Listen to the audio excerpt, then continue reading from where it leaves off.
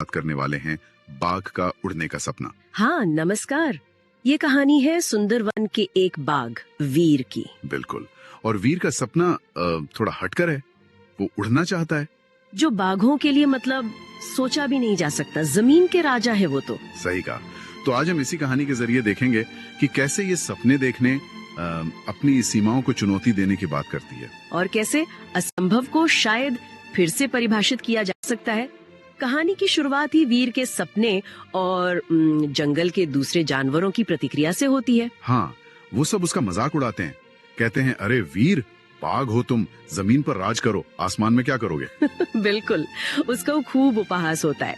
पर वीर वो रुकता नहीं। नहीं, बिल्कुल नहीं।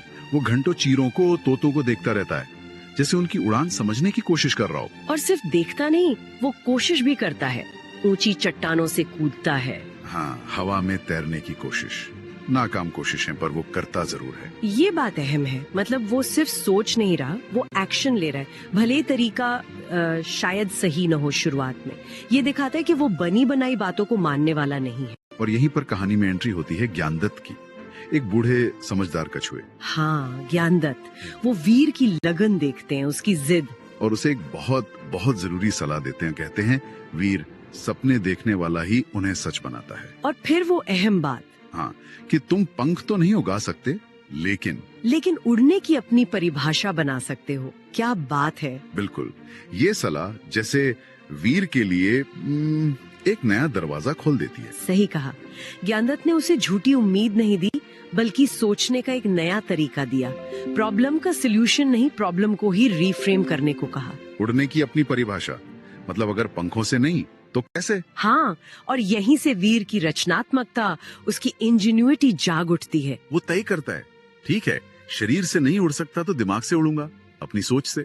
और फिर वो फैसला लेता है जंगल की पहली उड़न गाड़ी बनाने का। सोचिए जरा, एक बाघ इंजीनियरिंग प्रॉब्लम सॉल्व कर रहा है। ये कमाल का उदाहरण है कि कैसे निराशा को मतलब एक सकारात्मक ऊर्जा में बदला जा सकता है। उसने हार नहीं मानी। नहीं, बिल्कुल नहीं। अपनी सीमा को ही एक चुनौती बना लिया। मैं उड़ नहीं सकता से मैं उड़ने का अपना तरीका कैसे बनाऊं तक का सफर। और ये आसान नहीं था। हाँ, महीनों लगे उसे।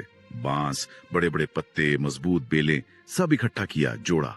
और सबसे दिलचस्प बात क्या हुई? वही जानवर जो पहले हंस रहे थे, अच्छा, हाँ, वो अब मदद के लिए आगे आए। शायद वीर की जिद देखकर, या शायद उस अनोखे सपने में उन्हें भी कुछ दिखा। ये तो कमाल है।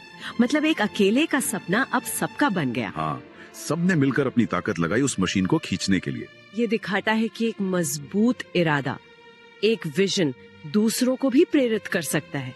लीडरशिप सिर्फ ताकत नहीं, प्रेरणा भी है। और फिर वो दिन आया, वीर गाड़ी में बैठा, जानवरों ने खींचा, और वो जमीन से कुछ फुट ऊपर उठा, उड़ा।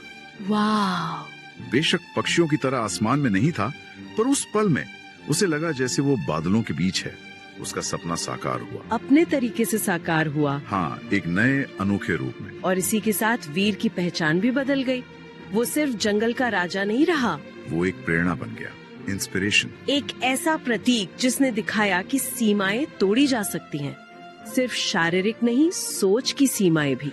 वो डराने वाले बाघ से एक सपने देखने वाले और उसे हासिल करने वाले हीरो में बदल गया। तो इस कहानी से जो मुख्य बात समझ आती है वो ये है कि वीर ने अपनी कमी को माना, पर उसे अपनी कहानी का अंत नहीं बनने दिया। उसने रचनात्मकता से, दृढ़ता से उड़ने का अपना मतलब खोजा और उसे पाया, रास्ता बनाया जहाँ रास्ता नहीं था। अपने काम से, अपने असर से ऊपर उठना भी एक उड़ान है। जीवन के और कौन से ऐसे पहलू हैं जहाँ हम